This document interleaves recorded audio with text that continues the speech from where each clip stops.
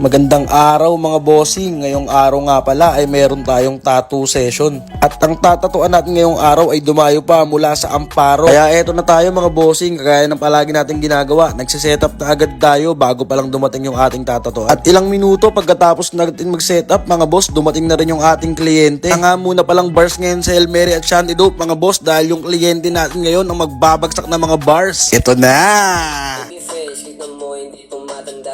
Mga kalugares meron na napapala. May mga ayos sa aking banda dun sa kapila. Panis lahat sila.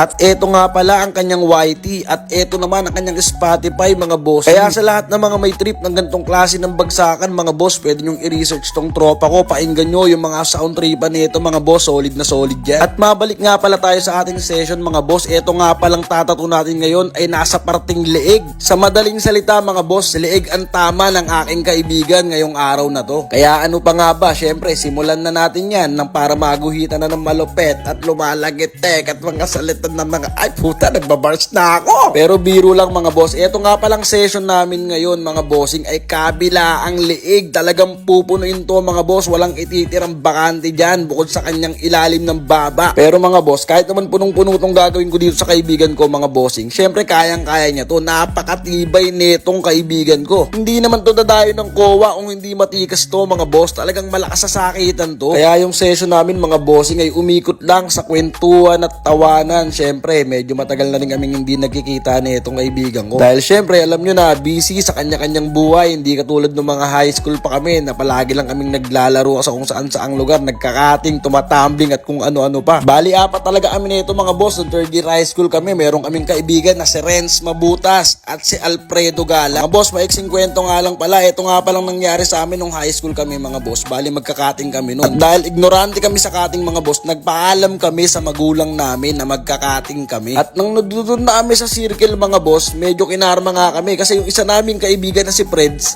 nawalan siya ng wallet mga boss. Eh di eto na, di ba? Uuwi na kami. Eh di maikisabay lang siya sa jeep kasi wala siyang pamasahe mga boss. Sabi nyo, kuya, pwede ba ako sumabay hanggang pauwi lang sa amin? Sabi nung jeep driver, mga boss, bumaba ka dyan, wala pa akong kita. Yun ay maiksing kwento nga lang pala mga boss nung high school kami kasi talagang makukulit kami nitong mga to. Kaso nga lang kaming apat mga boss ay isa-isa kaming na-drop, isa lang yung natira sa amin. O diba doon pa lang sa part na yun mga boss, alam mo na talagang mababait kami kasi lahat kami na-drop mga boss, isa lang yung natira.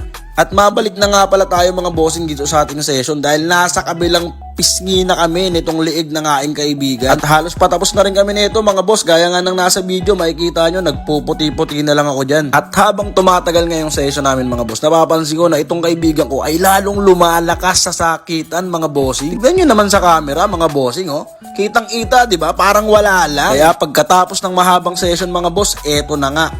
Lalaban na natin ang tato ng aking kaibigan. Tingnan nyo naman, walang kasakit-sakit, di ba? At eto na nga pala mga boss, ang inalabasan ng gawa natin sa ating kaibigan mga boss. Kung gusto nyo ng mga ganitong klase ng tato mga bossing, pwede nyo akong i-message dito sa aking Facebook account. At maraming salamat mga bossing sa panunood sa aking mga video. Bali, hanggang dito na lang mga bossing. Maraming salamat sa inyong lahat ulit. I love you all!